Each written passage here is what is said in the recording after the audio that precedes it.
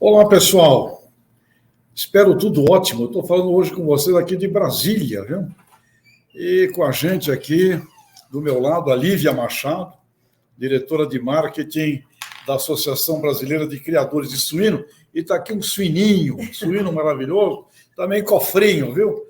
Eu, Roberto, no nosso tempo aqui, a mãe falava, tem que botar a moeda aqui, botar a moeda no porquinho para fazer riqueza. Então, eu estou aqui hoje de Brasília.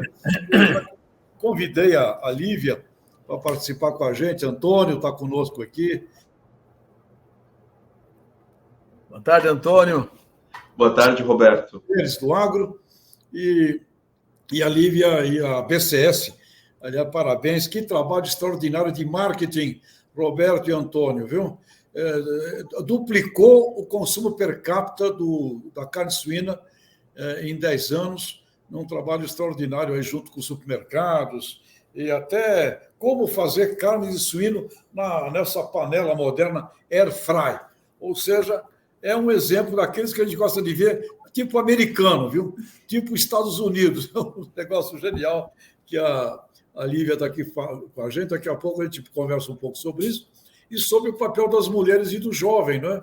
Também aqui na semana, que é a semana do Congresso da Juventude, do Congresso das Mulheres, onde o Roberto é o grande inspirador de todo esse grupo da juventude, das mulheres. Parabéns, Roberto, teu último texto sensacional sobre agricultura, né? A maior invenção do mundo, gostaria até de ouvir de novo. E Antônio, hoje não está aqui com a gente o Marcelo, que está em alguma galáxia fora da Via Láctea, auscultando inovações do mundo do agro aí pelo universo. Letícia também não pôde estar conosco aqui, então estamos nós aqui, o Antônio da Luz, Roberto Rodrigues e a Lívia Machado aqui em Brasília com a gente. Então, Roberto, Antônio, vamos lá, agora é com vocês. Comece aí com as colocações vossas, por favor. Antônio, começa com a economia. Tá bom. Boa tarde, Tejon, Lívia, que bom que você aceitou estar conosco aí, está em excelente companhia do Tejon aí em Brasília. Meu mestre, professor Roberto Rodrigues, boa tarde, que bom estar com o senhor aqui também. Um abraço, Marcelo, e para a Letícia, que se não estão aqui conosco, mas tenho certeza que onde quer que estejam, estão nos acompanhando, nos assistindo. Então, um abração para ambos. Eu gostei muito da lembrança, Tejon, que o suíno, o porquinho, né? Ele é a cara da poupança, é a cara do poupador, da lembrança de nós como educadores de filhos, enfim, lembra a importância da poupança para as crianças e não tem criança que não tenha um cofrinho, né? Em forma de porquinho. Agora, é interessante como tem mudado, não só o marketing tem ajudado a construir essa linguagem do porquinho poupador, mas também do porquinho gerador de riqueza. Porque para produzir esse suíno, gera muita produção agrícola, gera muita produção industrial, geram muitos empregos. E que privilégio para nós, Brasil, ser um dos maiores produtores e exportadores dessa carne maravilhosa, que há 10 anos atrás, 15 anos atrás, nós tínhamos um certo até preconceito no consumo de carne suína. Não nós que vivemos no agronegócio e para o agronegócio, a gente já sabia há muito mais tempo que a carne suína é maravilhosa.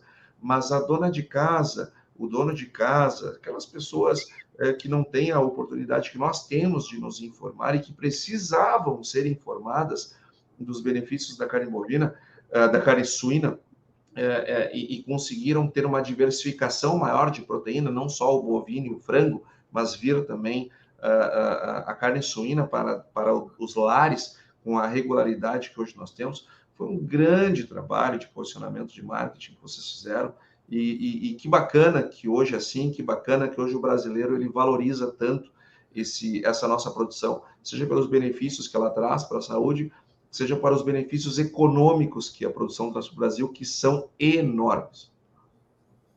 Roberto, depois eu vou fazer uma pergunta, Antônio, se o que vem primeiro é a economia ou é a criatividade humana que gera a economia. Viu?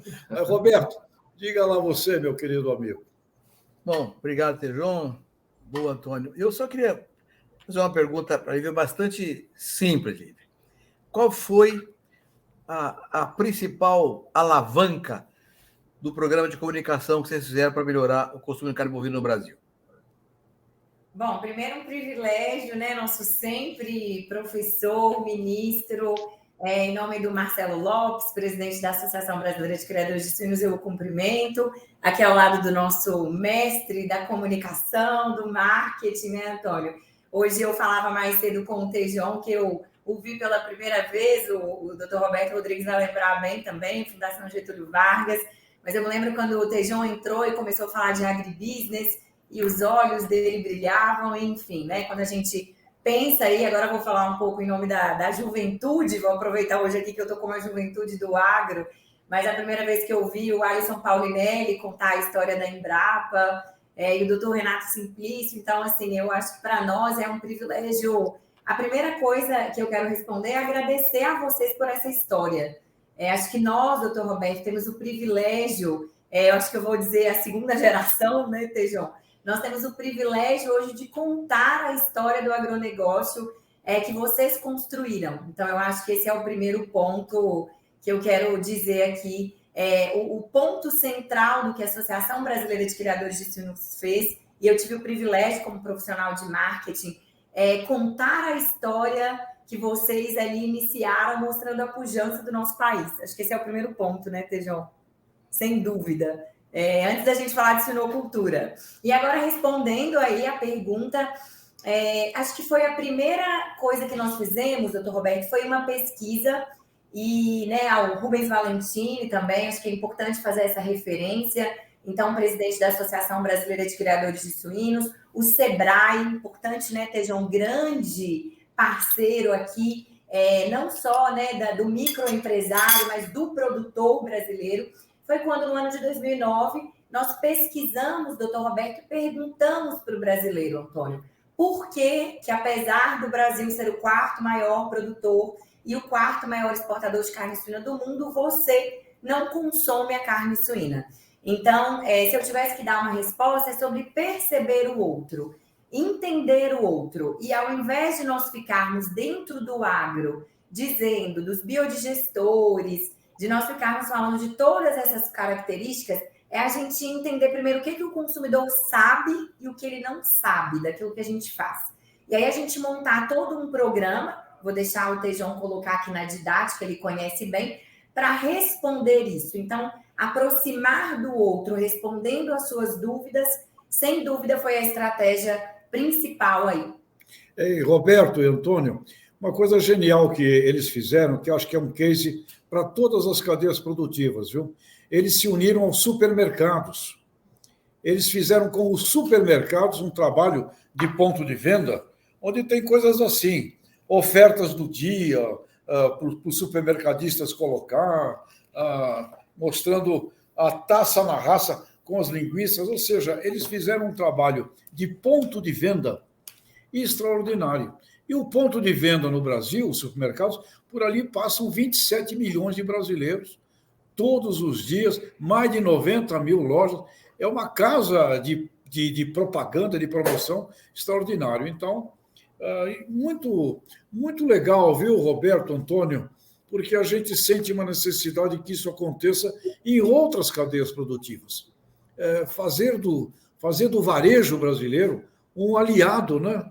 Um aliado do agro e fazer dali um ponto também não só de venda, mas um ponto de educação do cidadão brasileiro. E o Marcelo, a BCS, aqui a Lívia, são 10 anos trabalhando nisso, 11 anos, isso não se faz também da noite para o dia, né?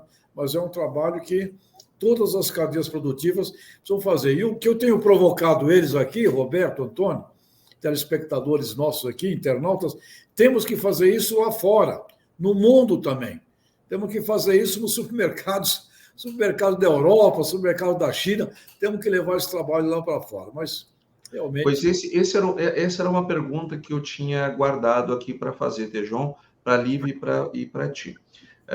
Só antes, Lívia, te dizer o seguinte, o Tejon brilhava os olhos e continua brilhando do mesmo jeito, viu? Quando o assunto é agribusiness e comunicação do agronegócio, ele nos ajuda muito a pensar e nos pensar dentro desse processo. Mas eu pergunto para vocês o seguinte, uma coisa que nós temos observado, e eu acho que as coisas têm momentos para acontecer, a carreta não pode ir na frente dos bois. Primeiro, nós temos que produzir em larga escala e nos posicionar lá fora, isso não tem a dúvida. Depois vem a preocupação com enfim, com as marcas e com as formas de nos posicionarmos lá fora. Agora, eu pergunto para vocês o seguinte, e as marcas brasileiras? Porque nós estamos exportando cada vez mais proteína, só que o consumidor lá fora, independente do continente em que ele esteja, ele não reconhece as nossas marcas que nós estamos habituados aqui no Brasil. Nós, quando vamos falar de linguiça, vem à mente lá uma meia dúzia de marcas facilmente. Quando nós pensamos nas costelinhas, aquelas prontas para assar, para fazer o barbecue, né? Na costelinha barbecue, vem várias marcas, enfim, na cabeça que são tradicionais, bastante usuais para nós. Mas quando saímos daqui e encontramos a carne suína brasileira lá fora, ela não está com a nossa marca. Ela está com marcas locais, enfim. Qual é o plano para que possamos fazer lá fora, em termos de posicionamento das nossas marcas, está sendo pensado pelo setor? Extraordinária pergunta. Aliás, essa pergunta, eu acho que é a pergunta que vai nos fazer, se nós a resolvermos, a triplicar o tamanho do agribusiness brasileiro nos próximos 20 anos. Né? Agora, Antônio, Roberto, Lívia, cabe, e aqui vale uma provocação, JBS, eu quero ver marcas do Brasil. BRF, eu quero ver marcas do Brasil. Né? Temos Sadia, em alguns lugares a Sadia até se posicionou, e o pessoal até, acho que no Oriente Médio, se eu não me engano, frango Sadia, até a marca Sadia, que aliás é um nome extraordinário, né? O nome Sadia é uma daquelas coisas fantásticas. Mas está nos faltando investimentos de marketing até o consumidor final fora do Brasil.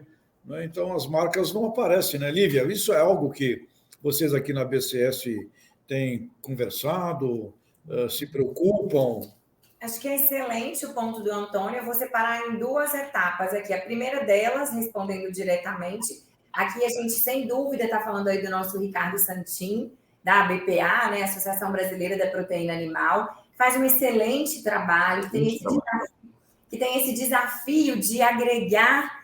E aí o Tejon, eu gosto muito de ter a liberdade de conversar sobre o Tejon, né, que tem o desafio de liderar e agregar os egos, né, doutor Roberto?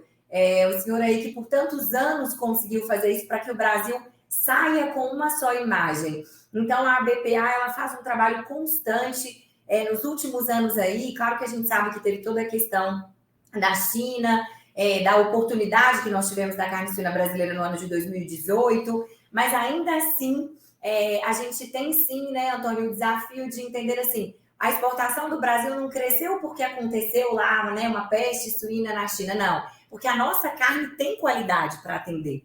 Então, eu acho que a forma como a gente também responde isso... Então, a nossa BPA, Marcos Junk, aqui a gente pode citar, né, doutor Roberto, aí, vários profissionais que têm feito esse trabalho. E aqui também acho que não podemos deixar de citar o nosso Ministério da Agricultura, né, Tejon, que faz um constante trabalho, apesar dos nossos desafios, para levar a imagem primeiro da nossa carne suína antes de realmente a gente pensar nessa questão das marcas. E um outro ponto que eu queria falar, e aí eu vou conseguir falar com mais propriedade, que é do nosso mercado nacional, Antônio, é que o principal ponto para hoje você ter os 3 maiores grupos do varejo do Brasil durante 10, 15 dias, devolvendo aos produtores e aos frigoríficos com promoção, né, Tejon, de carne suína, como você viu lá, nas mídias digitais, tudo isso, é de fato você entender que a sociedade está acima das marcas. Então, é o nosso conceito de marketing de categoria. A nossa geração, eu diria aí, né, a geração Y, agora a geração Z, elas lideram muito isso, né, Tejon? Eu quero comprar mamão, eu quero comprar pera, para a gente não falar aqui só de suíno, eu quero comprar um significado.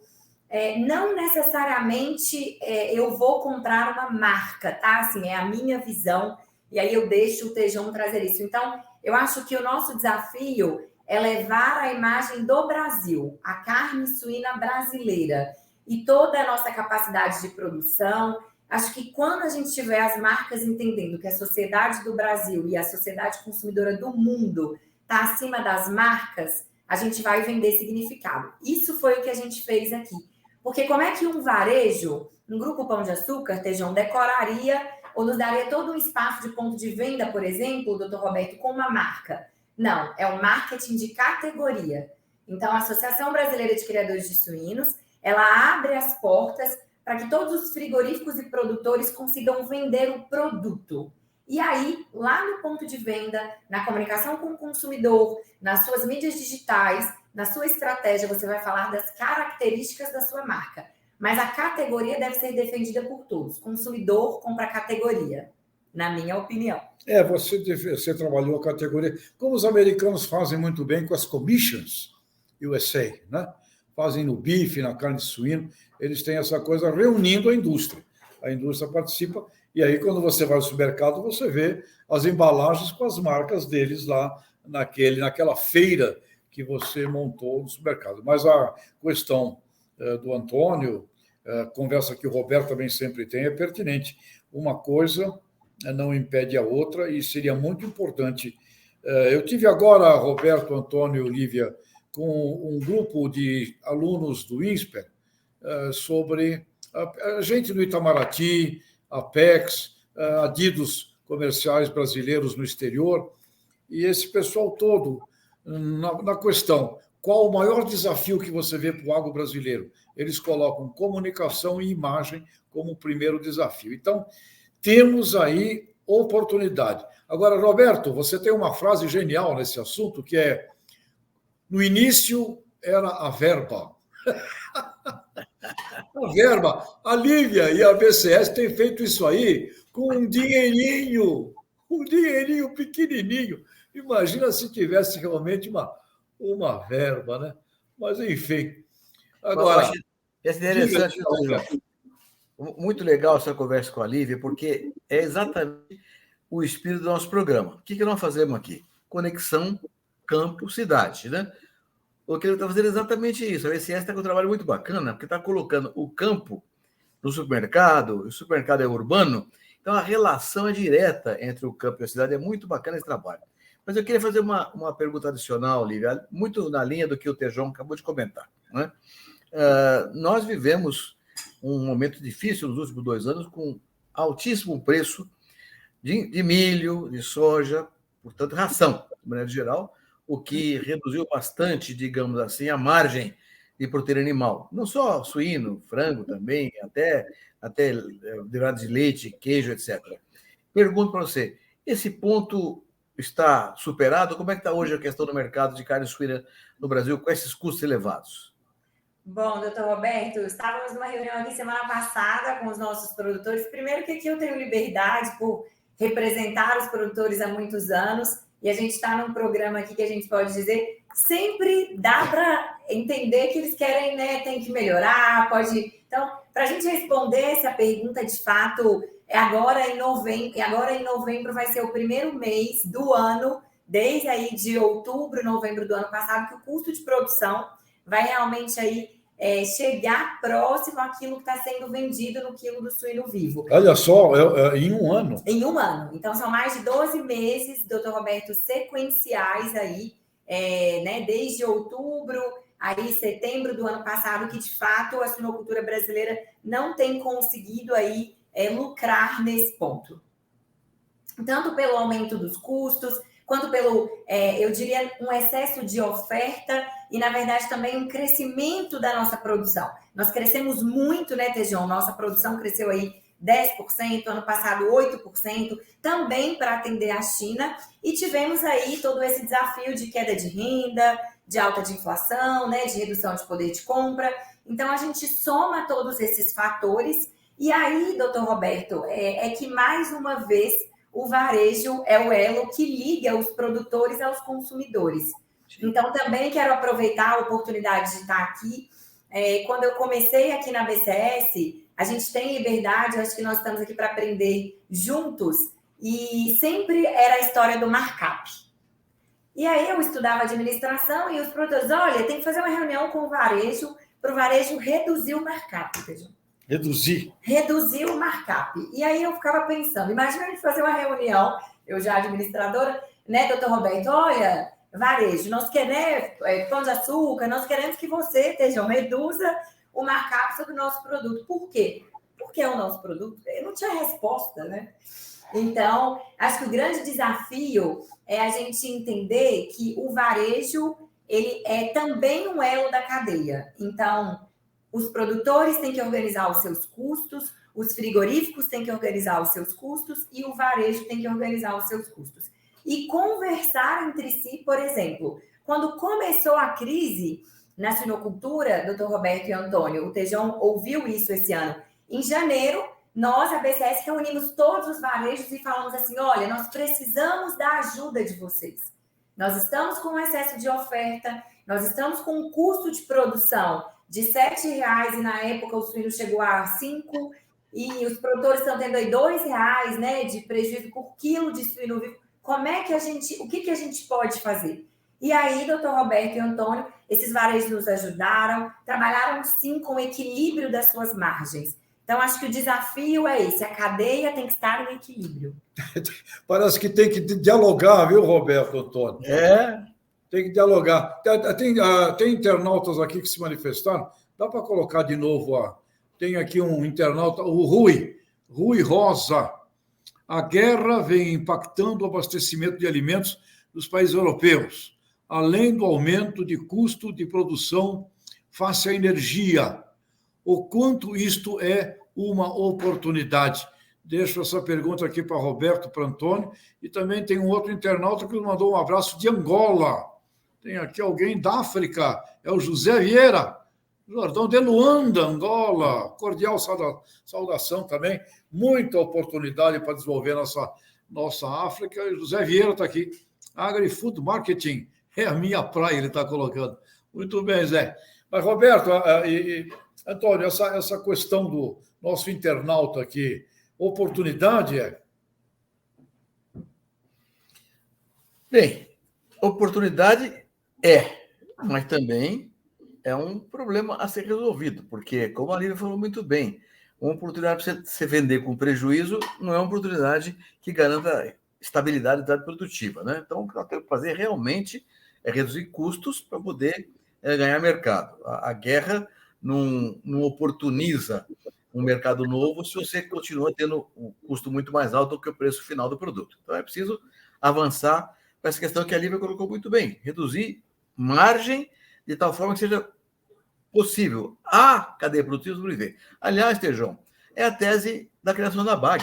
Nós fizemos a BAG lá em 1993, era esse o objetivo, de tal forma que as margens de cada um dos elos fossem positivas para que a corrente toda fosse sustentável do ponto de vista econômico e financeiro, né? Então, esse é o grande tema. Acho que a Lívia colocou a preocupação muito clara e a forma para encontrar a solução foi muito inteligente. Bom, como você falou, Tejão, conversar todo mundo para buscar uma solução que interesse a todos.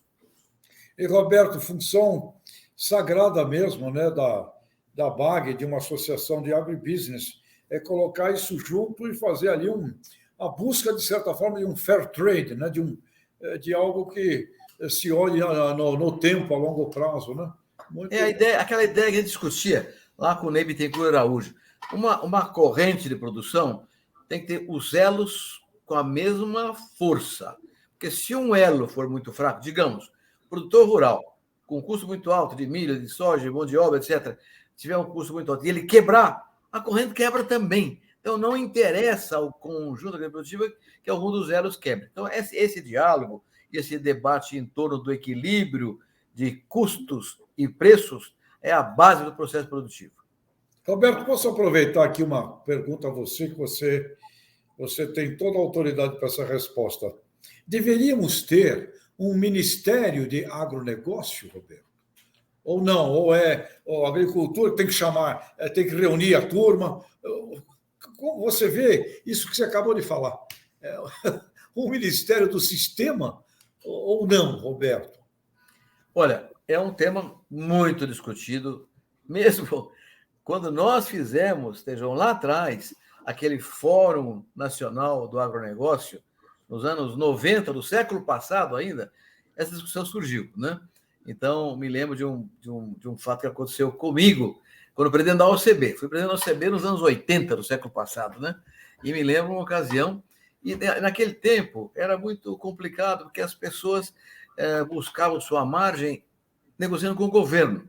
Você lembra, né? Tinha aquela Comissão Interministerial de Preços, tinha a SUNAB, tinha os órgãos de governo que controlavam os preços, tendo em vista o quê? Combater a inflação. Então, o objetivo era nobre, combater a inflação. Mas acabava que o governo ficava se intrometendo em tudo que era interesse das cadeias produtivas. Então, quando, por exemplo, né, me lembro muito bem de um fenômeno que aconteceu numa semana em Brasília, em que eu fui procurado pelos produtores de milho, porque o adubo estava muito caro, né, os defensivos estavam muito caros, então a margem para o produtor de milho era negativa, era nula, né, tinha prejuízo quem produzia milho. Então, foi negociar com o governo e tal, e conseguimos melhorar o preço do milho.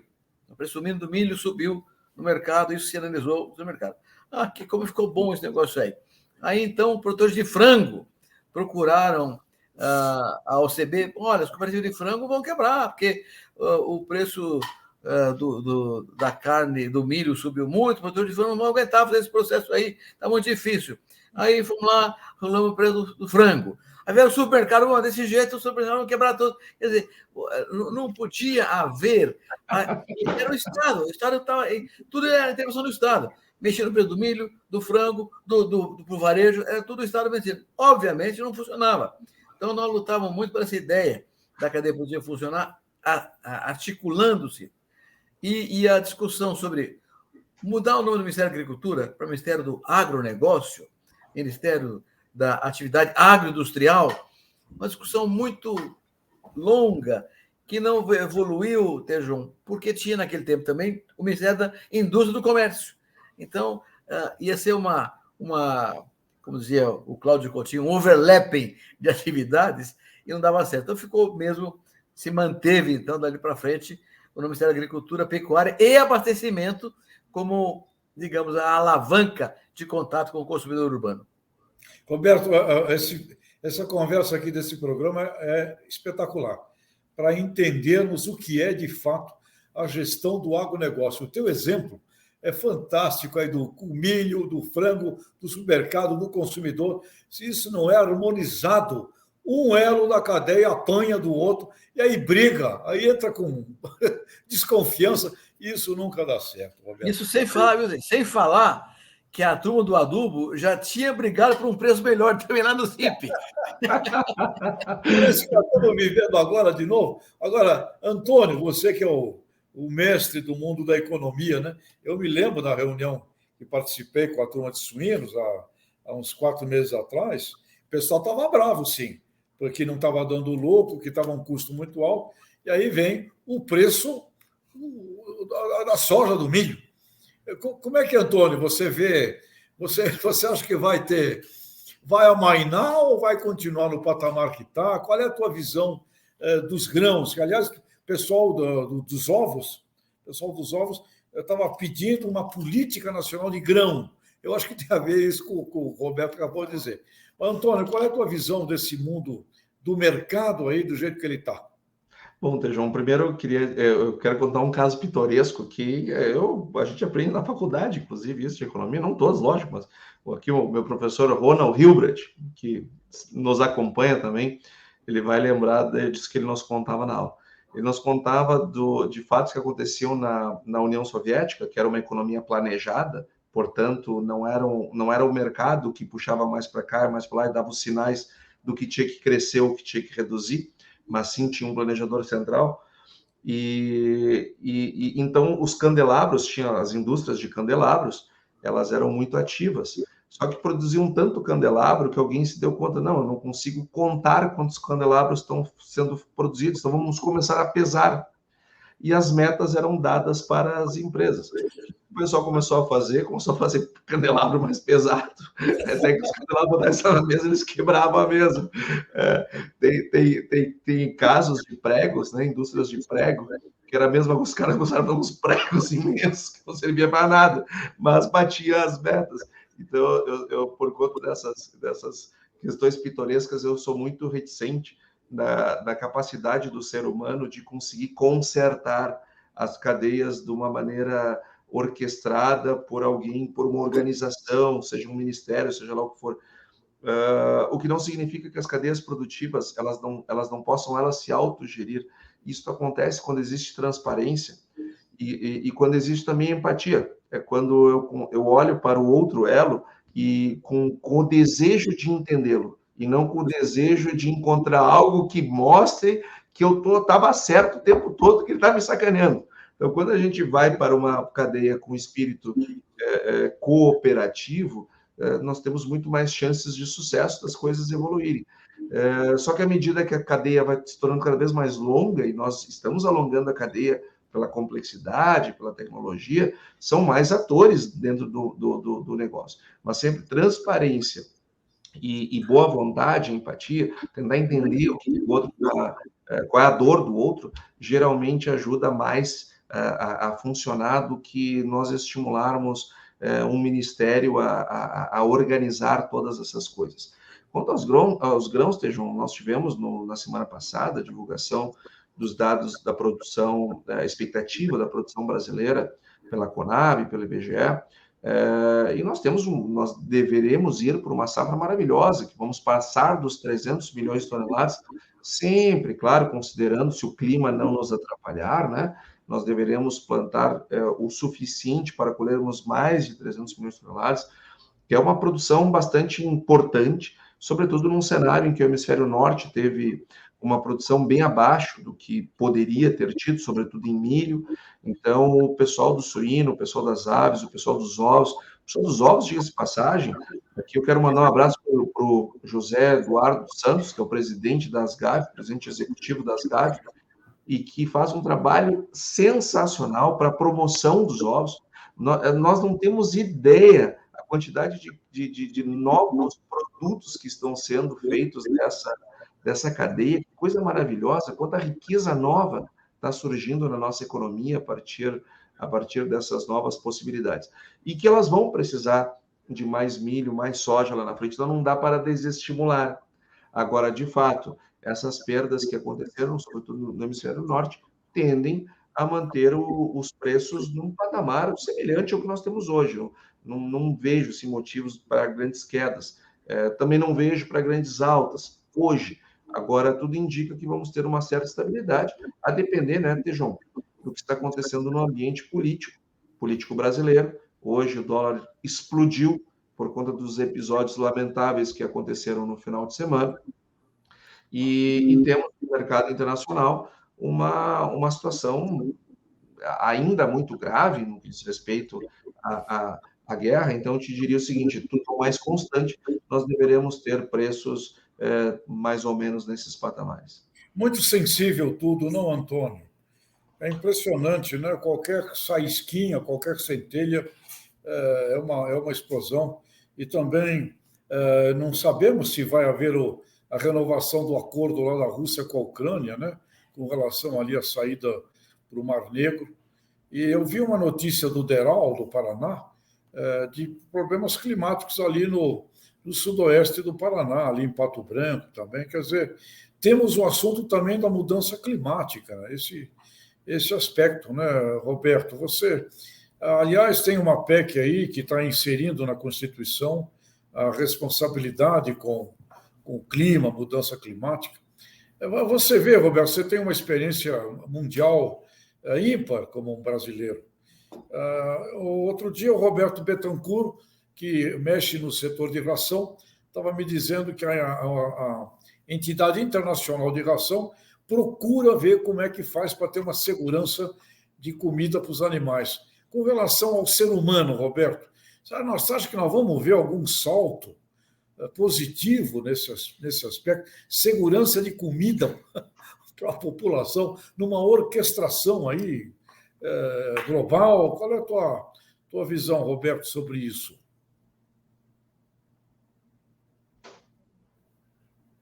Seu áudio está desligado, ministro Roberto. Desculpa, já conversamos muitas vezes sobre o tema segurança alimentar aqui no nosso programa e conceituamos claramente esse processo. Segurança alimentar não é uma expressão idiomática. Segurança alimentar é a única garantia de estabilidade política e social de uma nação. Um país que tem fome derruba o governo. Aconteceu há pouco tempo no Sri Lanka, aconteceu há mais tempo na Primavera Árabe. De modo que a questão da segurança alimentar ela é realmente um objetivo fundamental em todos os países que não são autossuficientes. E aí, a expectativa de todos eles é que a gente consiga aumentar a nossa produção, como somos um dos poucos países do mundo que trabalhamos na produção, para ajudar a segurança alimentar global. Então, vejo nesse negócio, Tejão, muito menos uma negociação de caráter internacional. Por exemplo, vejo pouca capacidade de uma FAO ou de uma própria ONU trabalhar nessa questão, porque o que importa é que os países que possam aumentar a produção tenham decisões e que levem esse tipo de coisa a acontecer, para poder ajudar o mundo. Não vai haver uma negociação global. Os produtores têm que aumentar a produção para que os consumidores, os grandes países consumidores, tenham acesso a essa alimentação. E acho que esse é o caminho que estamos seguindo. O Antônio falou agora mesmo, a produção de grãos brasileira deve chegar a 308 milhões no ano que vem. É um recorde a mais para o Brasil, mas mais do que um recorde para o Brasil, é um auxílio concreto para o Brasil dar ao mundo reduzindo a segurança alimentar. Agora, eu queria aproveitar, na verdade, uma frase anterior do Antônio, nós já conversamos muito sobre esse negócio de preço, como é que o mercado funciona, etc. E, de novo, contando história, que a gente... Quem não sabe de onde veio, não sabe para onde vai, né? Então, eu vou contar muita história. Eu era presidente da OCB, 85, 86, e consegui, naquele tempo, chamava Comunidade Econômica Europeia. Não era União Europeia, era Comunidade Econômica Europeia, né? E consegui que a União Europeia financiasse uma viagem de lideranças cooperativas brasileiras para a Europa, que eu tinha dois objetivos muito importantes. Eu queria conhecer banco cooperativo, né? Naquele tempo, o Banco Central tinha normas restritivas às cooperativas de crédito, chamava os não podes do Banco Central. Nada podia. A cooperativa de crédito não podia ter talão de cheque, não podia cobrar imposto, não podia pagar contas. Então, a cooperativa de crédito era uma ilusão, não funcionava. Mas eu queria aumentar a cooperativa de crédito do Brasil e criar bancos cooperativos. Então, nessa viagem, esse era o tema que eu queria fazer era como formar gente para a agricultura. Isso deu origem mais tarde ao Sescop, que criamos mais tarde. Mas a cooperativa de crédito, a viagem foi interessantíssima. Fomos ao Utrecht, ao Rabobank, fomos a Paris visitar o Crédit Agricole, fomos a Frankfurt para visitar o DG Bank, o alemão. Vamos ver como é que o cooperativa de crédito funcionava. Mas a mais interessante foi uma experiência bastante tópica que nós fizemos. Ainda era naquele tempo, Tejon, Antônio, ainda eram duas Alemanhas, a Ocidental e a Oriental. Porque a capital da Alemanha Ocidental não era Berlim, era Bonn. Então, nós fomos a Bonn, ter uma aula sobre cooperativa de crédito e fomos visitar uma cooperativa de crédito no interior, uma cidadezinha agrícola perto de Bonn. Era um crédito rural, fundamentalmente naquela época. E eu fui na frente e combinamos todo o processo, como é que ia ser feita a conversa. E a conversa foi muito interessante. Chegamos na cooperativa de crédito, houve uma explicação como é que funcionava o crédito de crédito, como é que era o fornecido do crédito, quem que era o consumidor do crédito, como é que era o cooperado e o não cooperado. Então, as coisas foram caminhando muito bem. Terminada a série, fizemos algumas perguntas combinadas. A primeira pergunta foi, qual é a taxa de juros do crédito rural na cooperativa? E o sujeito respondeu, X, vou dizer 5%, eu não lembro qual era o número, mas era 5%. Então, é 5%, né? 5%. Ah, tá. Aí perguntamos em seguida, isso é para o cooperado, certo? É para o cooperado. A pergunta é o seguinte, e se um não cooperado vier trabalhar com a de crédito, ele tem direito ao crédito rural também? Também tem. Então também pode ter o não cooperado. E qual é a taxa de juros por não cooperado? É a mesma, é 5% também. Nós, brasileiros, logo ficamos muito preocupados. Mas como que? Então, qual é a vantagem de ser cooperado? Você bota o dinheiro para capitalizar a cooperativa, faz o pedido de crédito, o capital dele, aí o outro vê lá, o outro não botou o dinheiro, tem a mesma taxa de juros. Que vantagem? Isso é culpa alemão, né? No Brasil não funciona, isso é um bababá. E saíram reclamando da pedido de crédito, tudo combinado. Um pouco à frente, do outro lado da rua, tinha um banco comercial convencional. Vamos ver como é a taxa de juros desse banco aí. Fomos lá no banco, perguntamos qual é a taxa de juros para a agricultura aqui. É X, é 5%. Mas como? Sim, então, para que a cooperativa de crédito? Se o banco cobra a mesma taxa de juros que a cooperativa de crédito, para que a cooperativa de crédito? E saímos já com essa dúvida. É bobagem, a cooperativa de crédito não funciona. E tinha um grupo de cooperados, tudo combinado. Uns velhinhos ali na porta da cooperativa, disse, vamos lá, escuta, rapaz, qual é a vantagem de vocês terem a cooperativa de crédito? Vocês puseram dinheiro aqui, capitalizaram, montaram a cooperativa dá o crédito para vocês, pela mesma taxa de juros, dá para o não cooperado, igual o banco, para que cooperativa de crédito? Aí eles falam, mas é que antes da cooperativa de crédito, a taxa de juros era 3x, era 15, não era 5. E aí, os bancos ou baixaram para 5 ou quebraram. Então, essa questão de cooperativa, eu gostei muito da fala do Antônio, porque ele tratou da questão cooperativa como um fator de estabilização, de normatização de preço.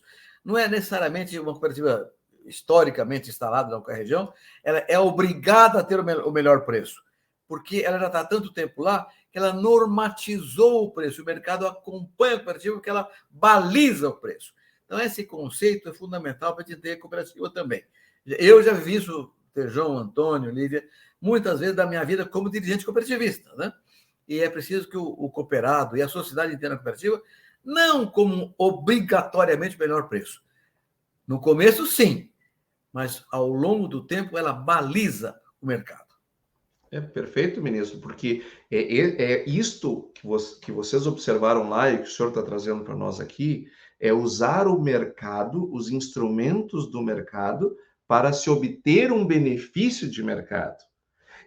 Isto é que nós temos que olhar mais, porque às vezes, setorialmente, eu sei, enfim, estou numa federação, sou economista-chefe de uma federação de 95 anos, nós já vimos bastante coisa, às vezes as pessoas querem que nós levemos um determinado problema lá para o ministro Roberto Rodrigues, do Ministério da Agricultura, como se ele tivesse uma caneta mágica que pudesse resolver as coisas através de uma interferência qualquer. Não é assim que funciona.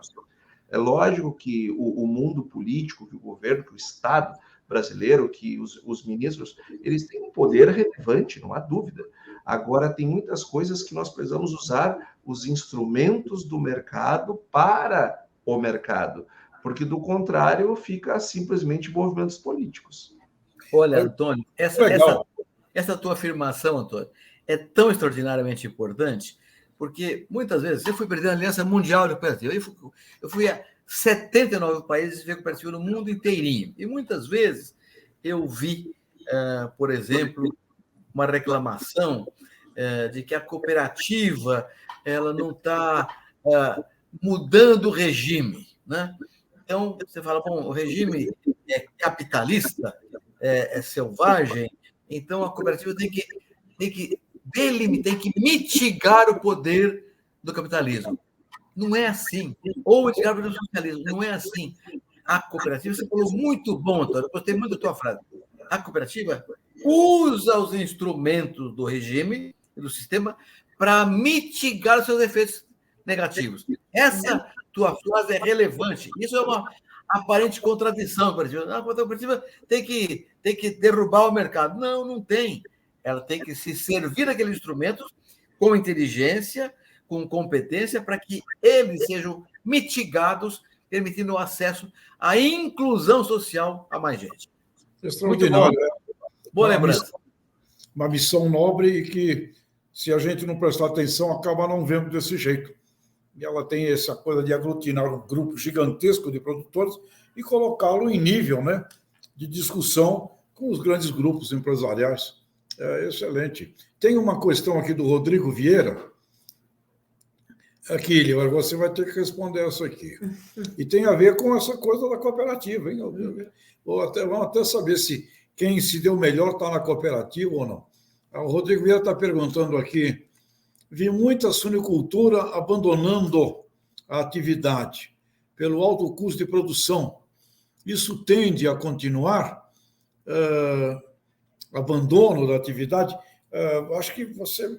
Como é que ficou e como é que fica essa pergunta aqui do Vieira, Lívia? Bom, nós gostaríamos, principalmente aqui representando o nosso presidente Marcelo Lopes, a gente gostaria de ter uma resposta clara de que não, isso não vai continuar. Mas até pela brilhante colocação do Dr. Roberto e as palavras do Antônio, o papel da BCS é de mitigar todo esse efeito ou tudo isso que está acontecendo. Né? Então, o que a gente tem aí? A gente tem as granjas, a produtividade, a nossa genética é muito evoluída. Felizmente, né, doutor Roberto Rodrigues, lá, a nossa Embrapa, o nosso Ministério. Então, a gente tem um aumento da produtividade, não só pela questão da China, mas também porque nós somos muito competentes, né, tenham boas genéticas. Nós temos, paralelo a isso, então, um aumento da oferta. Nós temos aí a alta de grãos, na verdade, a alta do custo logístico e a alta pós-pandemia de tudo, né, doutor Roberto e Antônio, como nós nunca tínhamos visto. Então, qual que é a resposta que eu tenho para você? A BCS, e aí o Tejon também traz a resposta dele, mas nós vamos continuar trabalhando para negociar com o varejo e contar para ele a realidade, para ver onde ele pode nos ajudar, a fazer negociações com o nosso ministério, a trabalhar em parceria com a Associação Brasileira de Proteína Animal, a defender os interesses da cadeia. Eu costumo dizer, Tejon, que o papel da BCS, doutor Roberto Rodrigues, não é defender os interesses dos suinocultores, é defender os interesses dos produtores, dos frigoríficos, dos varejos, para chegar aos consumidores. Então, a gente vai continuar fazendo isso. Agora, a gestão do negócio dos produtores, a forma como a suinocultura independente sofreu nesses últimos tempos, como a integração também tem vivido seus desafios. Isso a gente não controla. O Ministério da Agricultura não controla, o Tejon não controla, e nós temos que trabalhar juntos como cadeia para mitigar esses efeitos de crise mundiais. Não é só a suinocultura que está vivendo crise. Né? Lívia, você sentiu, na tua vivência aqui na BCS, que os suinocultores, indo em direção aqui à questão do Vieira, os suinocultores em integração, os suinocultores em cooperativas, eles ultrapassaram melhor, têm ultrapassado melhor, e esse item que o nosso internauta coloca de abandono foi mais flagrantemente na suinocultura independente. Ou o que você sentiu? Eu vou dar essa resposta de cunho pessoal, porque como eu não sou produtora, não sou suinocultora, eu acho que separar a emoção da razão, né, Tejon, aqui, como uma profissional da área de marketing, é algo que precisa ficar claro. Então, eu estou dando uma resposta como profissional. Certamente, isso aqui é igual falar de bem-estar animal, né, doutor Roberto Rodrigues? Eu brinco aí, às vezes, com o Marcelo, o Marcelo Lopes, nosso presidente, quando a gente está numa reunião de varejo, que tem hora que quando a gente fala de filho, ou de mãe, ou de família, né, Tejon, a gente não controla a emoção. Então, respondendo a essa pergunta, primeiro, hoje nós temos no Brasil aí a média, né, de 70% de uma suinocultura integrada, organizada em formatos de cooperativas, né, que são aí negociações nas CADEX. Então, a gente está falando da Seara, da Sadia, da Aurora, e aí, né, da Firmeza. E a gente tem a média de 30% dessa suinocultura, que são quase 2 milhões de matrizes aí como suinocultura independente. Quando eu comecei a trabalhar na suinocultura, Tejon, há 12 anos atrás, essa relação era de 50-50. Então, eu vi essa transformação independente da crise, né, agora da guerra, independente do governo. Então, a resposta que eu posso te dar é que nós vivemos todos sob uma lei, oferta e demanda. A lei da oferta e demanda, ela não é diferente para o integrado do que é para o independente. Então, eu acho que o ponto aí são as estratégias de trabalho que são diferentes. Então, eu, Lívia, estou dando essa resposta como CPF, pessoa física. Eu acho que nós todos temos o mesmo desafio. A cadeia produtiva é uma só. O consumidor é o agente econômico que faz gerar toda a atividade. Então, integrados e independentes precisam entender a cadeia da suinocultura como uma só e vencer juntos o desafio. E não ficar, né, doutor Roberto, como o caso aí que o senhor contou, para que a cooperativa? Então, para que a suinocultura independente? Para que a suinocultura integrada? Na verdade, a gente tem que ver um sistema único e trabalhar para resolver os diversos desafios que existem. E tem uma coisa da gestão, né? Sem dúvida. Roberto Antônio, considerações sobre essa pergunta do nosso internauta?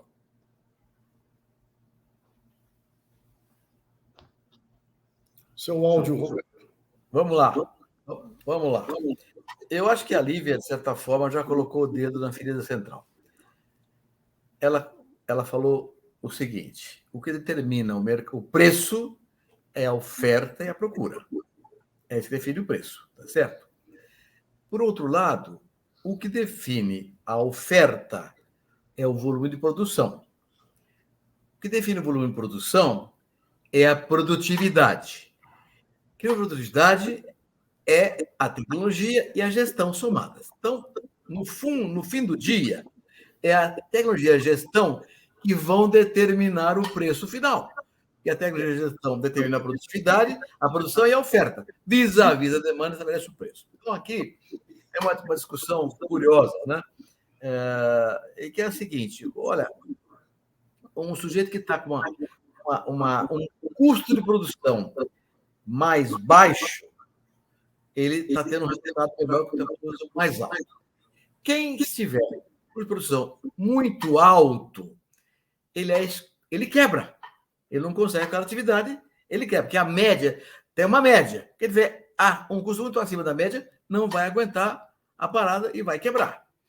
Se quem está abaixo da média quebra, o que acontece com o custo global? Ele diminui, porque ficam aqueles que têm custo mais baixo que relacionamento. Então, a média acaba diminuindo.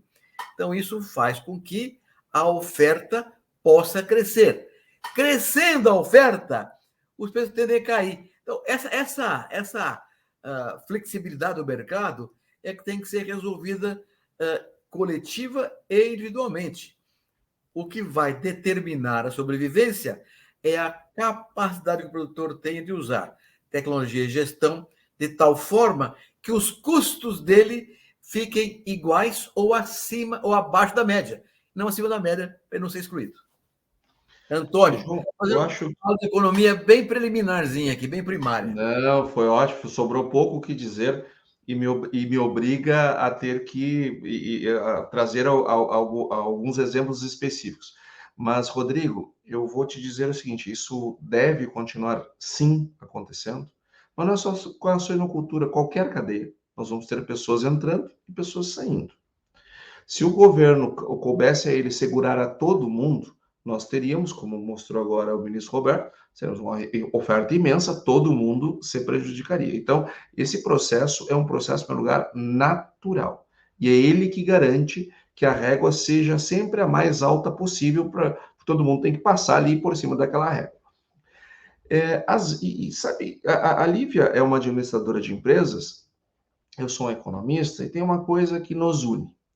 Nós estudamos finanças corporativas. E o que tem nos manuais de finanças corporativas? Um capítulo inteiro de finanças corporativas, sempre os bons manuais trazem o risco das empresas quebrarem quando crescem.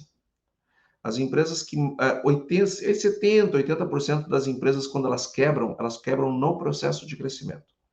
O que nós vemos muitas vezes acontecer, Rodrigo?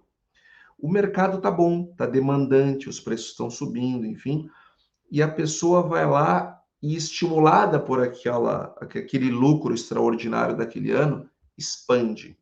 Mas ela não tem os recursos necessários, então ela se alavanca. Quando nós fazemos esse processo de alavancagem, nós vamos aumentar o custo, que o ministro Roberto falou, porque os juros fazem parte do custo. Na primeira dor de barriga que der o mercado, é uma de gente saindo, infelizmente.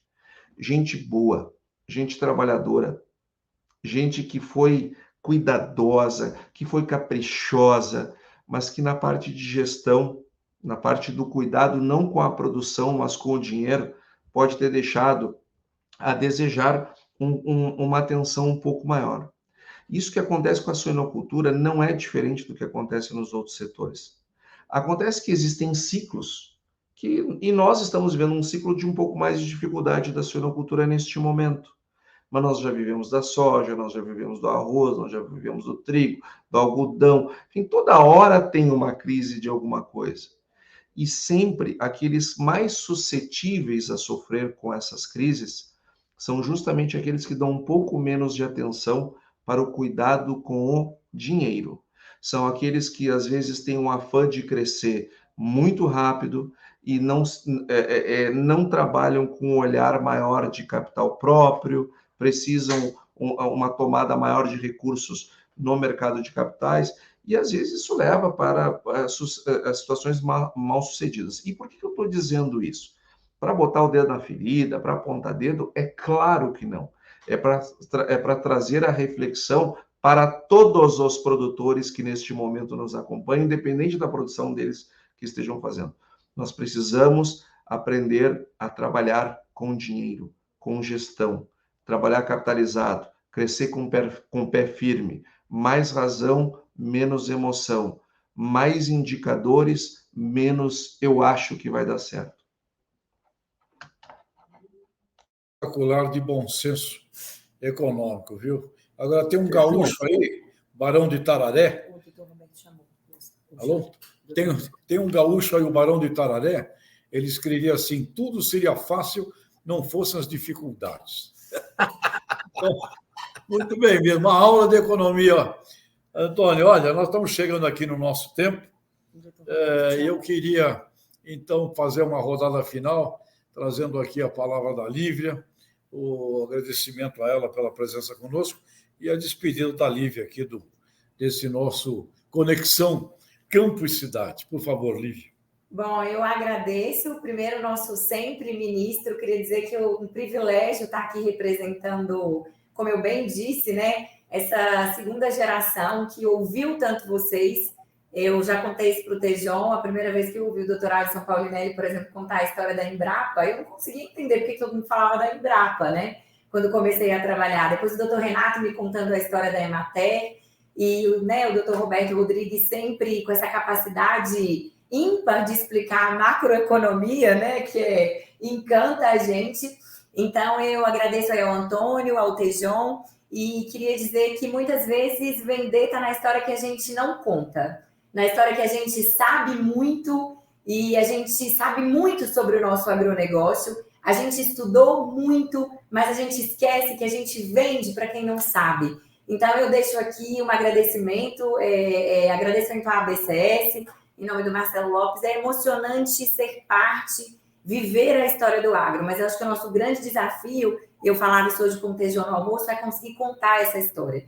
Vocês já fizeram muito bem a parte de vocês. Em nome do Dr. Roberto, eu elogio toda essa turma e deixo para essa segunda geração aí esse desafio, né, de comunicar o agro. Então, acho que é isso, contar a história. Nós já temos a história, ela está aí, só que a gente precisa saber contar. Muito bom, obrigado, Lívia. Você é uma jovem representante dessa extraordinária genética e cepa do agronegócio aí, com certeza. Obrigado pelo teu trabalho. Antônio, diga lá, meu caro gaúcho. Bom, eu agradeço, Tejon, a ti pela condução, ministro Roberto, pela nossa companhia, pela nossa parceria, pelo aprendizado que todos nós, Lívia, recebemos todas as segundas-feiras do Tejon, do Roberto, do Marcelo, da Letícia. Para nós também é um privilégio. E quero agradecer em particular a ti por ter aceitado conversar conosco nesse final de tarde. Parabenizar a BCS, parabenizar a BPA e todas as entidades que juntas fazem esse trabalho de divulgação, porque a conversa hoje ela é uma das conversas mais importantes que nós teremos que ter daqui para frente. A partir de 1997, o Brasil virou um exportador de alimentos. Até então, por incrível que pareça, nós éramos importadores. Isso foi ontem. 97 foi ontem. E nós temos essa produção grandiosa, nós temos muito mais para crescer, como sempre reivindica o Tejon, o nosso aumento de produção, dobrar, chegar nos 500 milhões logo, enfim, ele está toda hora lembrando de termos metas, enfim, só que nós temos produzido mais e temos sido comprados. E o grande desafio que nós temos agora, o primeiro era entrar no mercado, nós entramos. Agora, o nosso próximo desafio será vender os nossos produtos. O que não se faz sem um trabalho de inteligência de mercado, e que bom que a BCS está tão bem equipada para trazer essa discussão. Então, parabéns pelo teu trabalho, parabéns pela BCS, e um excelente final de tarde para todos aqueles que nos acompanham. Super, mestre Roberto. Ô, Tejão, bom, eu me associo ao Antônio, no cumprimento à Lívia, e peço à Lívia que leve um abraço ao Marcelo, parabéns a vocês pelo trabalho. O que importa na vida é o resultado, né? E o resultado está dado. Vocês aumentaram o consumo, isso é o que importa. Garante ao produtor uma melhoria de produção e aumento da produção também. Então, parabéns, Lívia, parabéns a vocês todos, ao Marcelo, ao BCS, pelo resultado. Mas, Tejão, eu sei que nós temos um compromisso que é não falar de política. Mas não é de falar de política no sentido partidário, de posição. Mas eu vou pedir licença para você, para o Antônio, para a Lívia e para todos os ouvintes, para falar sobre política sem partido. Né? É que daqui a 6 dias vamos estar elegendo presidente da República e governadores dos estados, não tiveram ainda solução determinada no primeiro turno. Temos ouvido aí o debate muito forte, muito firme, às vezes com provocações difíceis de sustentar, etc. Mas o que é essencial é olhar para o futuro do país. E o nosso caso é olhar para o futuro da relação produtor-consumidor, ou seja, um agribusiness, um agronegócio sustentável para todos os elos da cadeia produtiva. E, nesse sentido, o que nós precisamos de um governo no Brasil? Nós precisamos, primeiro, de regras claras.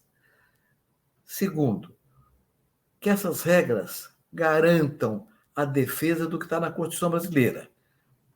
O direito de propriedade inatacável, a questão ambiental inatacável, os direitos individuais inatacáveis, inclusive o direito de ir e vir e de falar, de se comunicar.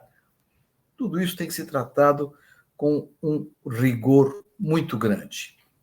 Não quero discutir este ou aquele discurso, este ou aquele projeto. Nós precisamos de um presidente da República, de governadores que defendam a Constituição brasileira e os direitos inalienáveis de qualquer cidadão. Essa é a base de uma democracia sólida, institucionalizada e que permita o bem-estar e, sobretudo, a felicidade de uma nação. A próxima eleição, de domingo que vem, vai determinar rumos que podem garantir o bem-estar e a felicidade do povo brasileiro, desde que os direitos sejam respeitados. Tejão, era isso, não é política partidária, é uma visão conceitual. Obrigado, Roberto. As suas palavras são as minhas. Nós precisamos de sensatez. Eu recebi uma mensagem, Roberto, do professor doutor Ray Goldberg, fundador do critério, criador do conceito de agribusiness, de agronegócio, este homem já com mais de 90 anos. A mensagem que ele manda, em síntese, é: nós estamos muito divididos. Estamos muito divididos. E o mundo precisa se reunir. E a única forma de fazer agronegócio é com a união das cadeias produtivas, a união das pessoas.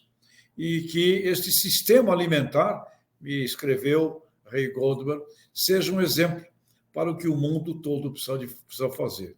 Nós só vamos conseguir progredir juntos, juntos e juntos. Caro Roberto, você é um ser iluminado, de uma sensatez e uma admiração gigantesca do mundo inteiro, do Brasil, e sem dúvida desta humilde pessoa que te admira muito. Antônio, sucesso.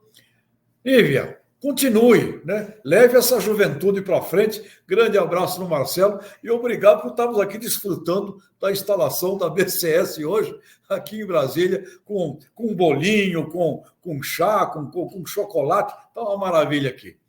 Valeu, pessoal. Até o próximo Conexão. E com essa simpatia toda, Tejão, com essa simpatia mágica da Lívia aí. Obrigado. Um abraço. Tchau. Tchau, pessoal.